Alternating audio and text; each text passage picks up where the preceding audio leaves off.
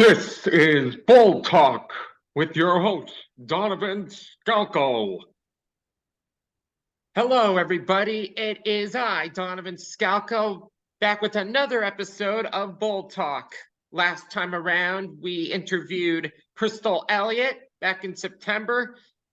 Today's guest is five-time PBA 50 Tour winner and 2011 USBC Masters winner, Tom Hess. How's everybody out there in bowl land?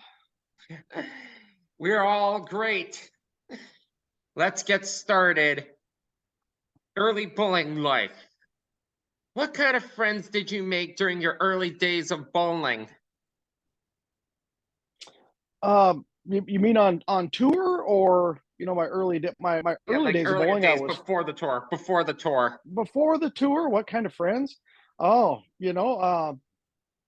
boy, that's an interesting question. Most of the people that I joined the adult ranks at a very young age, at 18. Back when I was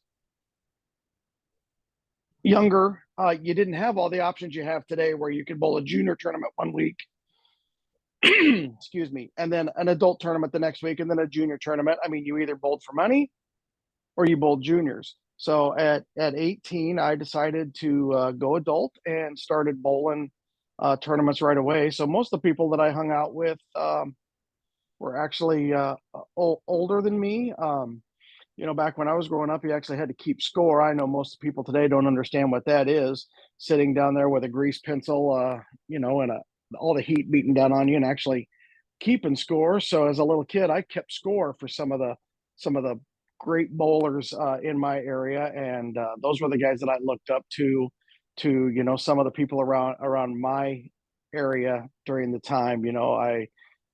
Some of the greats were Jim Miranda, Daryl Davis, Dave Eichhorn, the guys, some of those guys that I looked up to. Yeah, I started bowling youth leagues at 16 years old, and I was not as good as you were back then, but I bowled my first 200 at my first youth state tournament in, I think it was Winter Haven, Florida, right by Legoland. But very nice. I had some bruised ribs after that in my second day, so it was embarrassing. Since you started at 18 as an adult, I'll skip this second question. All right, I'll go to the next one. What was your favorite center to bowl at in those days? Well, my favorite center to bowl at, growing up here near home, was my home center, a little 10-laner called Indian Lanes in Indianola, Iowa. The town I grew up in was one of my favorite places to bowl. And if you'd like me to expand, I could tell you some of my favorites, as I started traveling the world. Yeah, my first bowling alley was, of course, St. Lucie Lanes. I was afraid of the bowling lanes, actually, because I was so hearing sensitive. But I've been getting 200s since that day.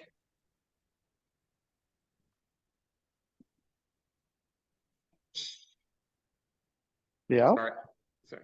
That's okay. Did you have a favorite bowler in those early days?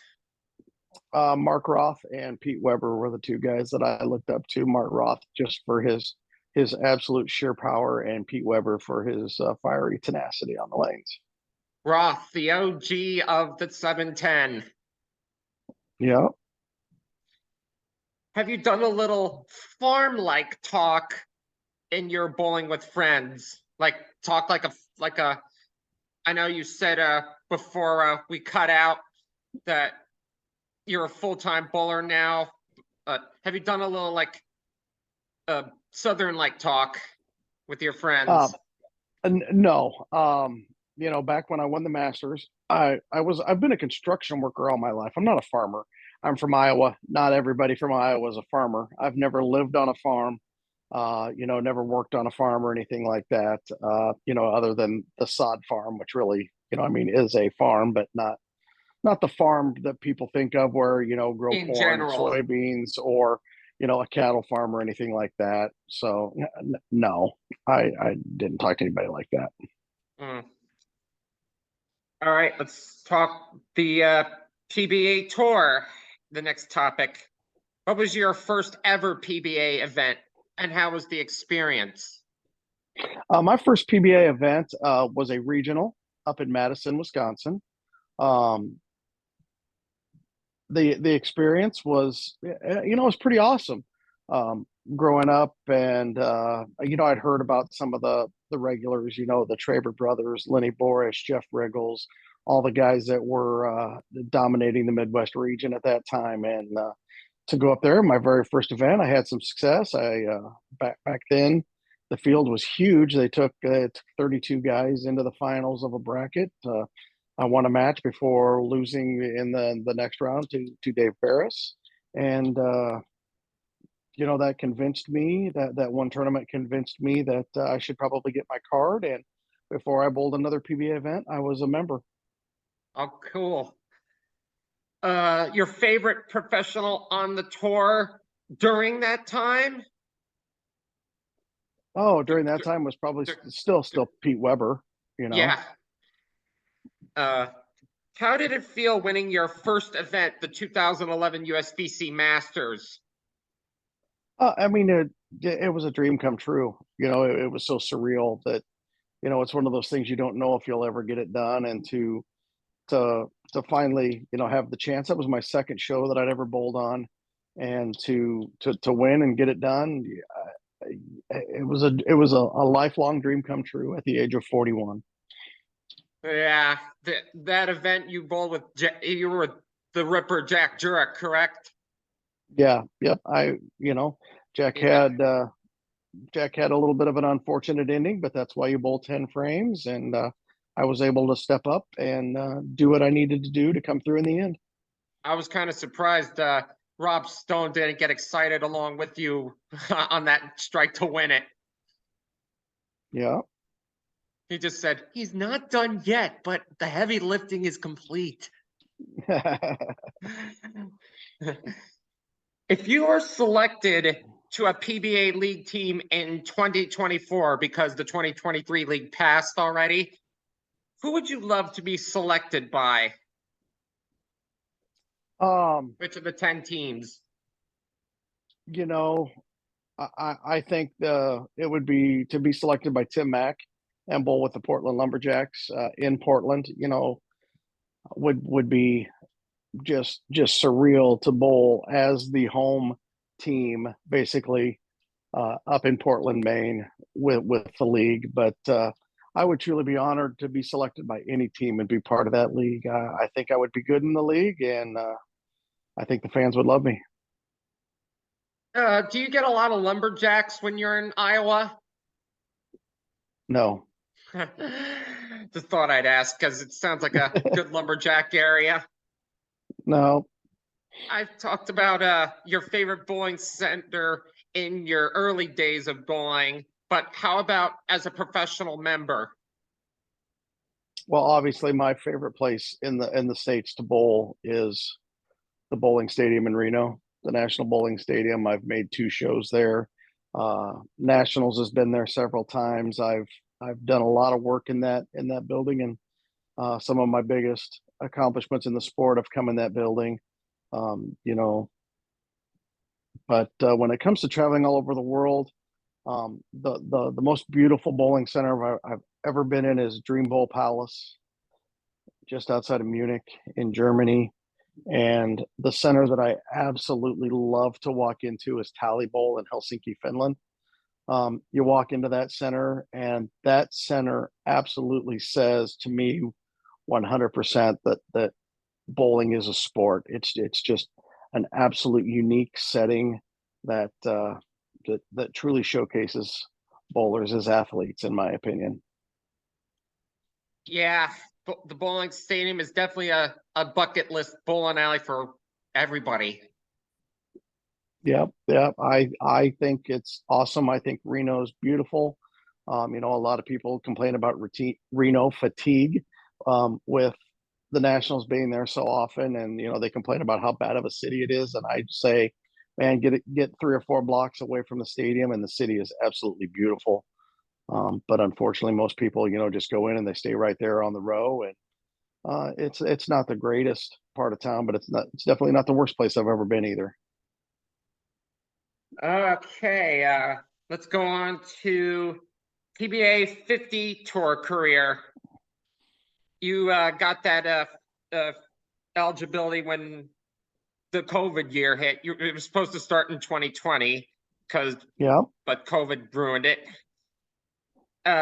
In a full sentence, how did it feel winning player and rookie of the year in 2021? You beat Chris Barnes on both those events you won? Yes, yes. How did that? I mean, that was it was almost like a dream. The way that season ended, winning the senior U.S. Open and the senior Masters back to back. I mean, it was almost like a movie. You know what I mean? You just can't write a script that good for a season to end like that, and come away basically snatching the rookie of the year and the player of the year honors away from Chris. And wow, it still kind of gives me chills thinking about it, just the way that season ended. And the Hall of Fame eligible, I'm sure you feel the same about that, being Hall of Fame eligible after winning Fort Myers. Yeah, I mean, it still hasn't sunk in. I keep every time somebody brings it up, you know what I mean? I keep saying, yeah, I'm eligible. It doesn't mean I'm in. And everybody says, oh, you're going to be in. You're going to be in. That one, earning the title to get to the eligibility, was a special feeling. But I just can't imagine what it's going to be like when I finally get that call and get up on that stage in that room. I've been in that room. I've been to several Hall of Fame induction ceremonies as they hold that in conjunction with the TOC, and to take that stage and stand up there and look out at the people in that room, that's gonna be a hard one. That's gonna be a tearjerker. I'm sure you're gonna get the similar thing, just get inducted a few months later after, like Lenny Borash did last year. I hope so. That would be nice. It would be nice to go in next year. Because you've been a member for at least 10 years, correct? Oh yeah, I've been a member. I was the 2003 Midwest Region Rookie of the Year, so I've been a Right. member for over 20 years. So yes, I meet the yearly requirement for Hall of Fame eligibility. Okay. What are your plans for the 2024 season, even though you have been deemed Hall eligible? Well, as of right now, I'm anxiously awaiting the announcement of the schedule for the regular tour. At this time, there's a chance that I could still bowl the regular tour. I have some other things in the works. As many know, I've been the one of the lead analysts on Bowl TV, and it sounds like Bowl TV is still going to cover the PBA. So there's the option to do that. Do I give up my bowling career on the regular tour to go full time into being the analyst for Bowl TV? And I just haven't decided yet. Part of that is I got to work with Jason Thomas and Roger Nordhook that run Bowl TV, and figure out what that schedule might look like if I decide to bowl, if they want to let me do that or not. But I'm leaning right now at I'll be 54 in December. Um, all original body parts. I feel pretty good. I had an okay year last year. I mean, I can take, I can pick about, 3 blocks, just 3 single blocks, 6 game blocks of the 2023 regular tour, and do something just a little bit different, and my whole season I feel changes. So I've been very close. I made the top 24 at the U.S. Open last year. That's the toughest tournament. I made the top 24 at the Masters those are both majors. I was bowling great at the Players before I had an absolutely horrendous last block that I missed there. And I was close. I mean, it's so hard out there. Those guys are so good. And, when they're only paying, 22 or 24 guys every week, it's hard to get there. But I was battling for that a lot. Of course, I had a few that were just absolutely, not good at all. But right now, I'm really leaning towards, bowling one more year full time on the tour. Yeah, there's those last blocks that can really decide the difference. Yep. Some of them were last blocks. Some of them were, you got off to a bad start and then finished it off at the end. They weren't all last blocks, but just a couple of blocks that I had some bad blocks, made some poor choices, and kind of let a tournament get away from me. And you know what I mean? The top guys, the Simos, the Belmos, EJ, I mean, they don't do that. They're just there all the time, So gotta be a little bit better. Who did you enjoy bowling against during your current career on the PBA 50? You, everybody's got a lab. I mean, I think right now, there's a handful of guys that are at the top echelon of the PBA 50 tour, and I think probably right now, if you had to rank them, I would think most people would say Chris Barnes is the best bowler out here on the PBA 50 tour right now. Chris and I had some epic battles this year. Um, Chris and I have bowled for the title now, I believe, 6 times.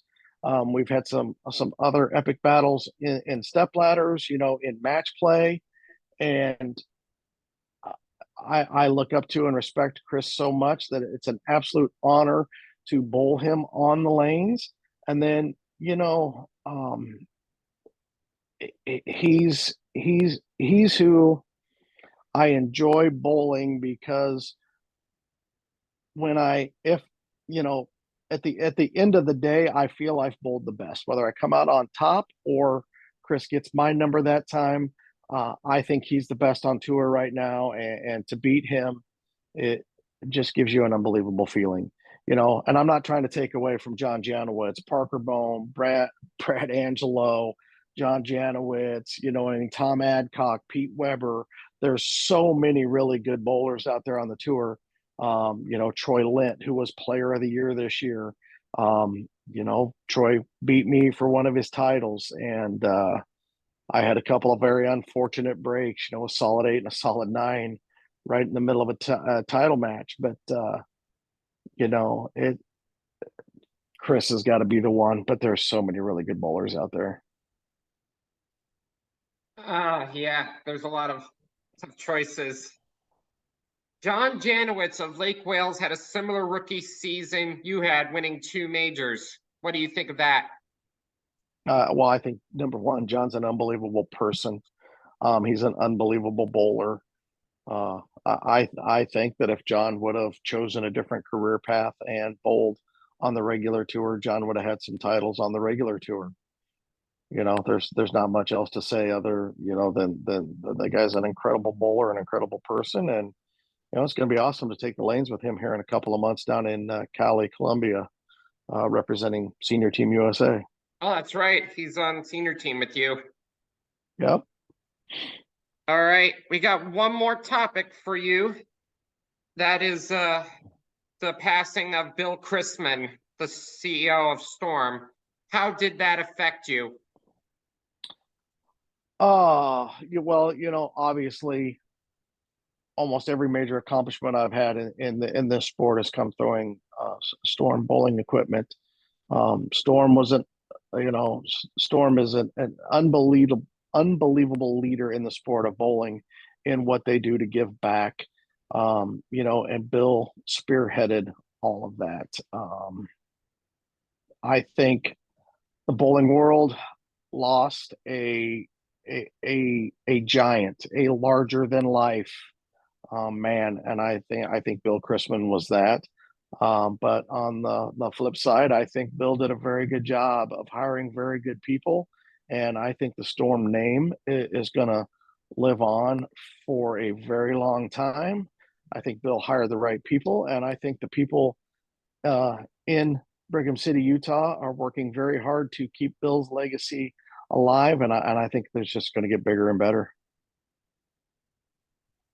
With the kids coming in, you know it is. Yeah. Did he manage to come any of your events that you won? I don't believe Bill was at any of the events I won. No, unfortunately not. But he was still there in spirit for you. Oh, absolutely. Bill was a big supporter of my bowling, and Bill's got a bunch of kids that he takes care of, and he loves everybody on his staff. And if Bill didn't love you, you're probably not on the staff. Your favorite moment with him, what was that? Oh, I'm one of the unfortunate ones. I don't have a whole bunch of moments with Bill per se.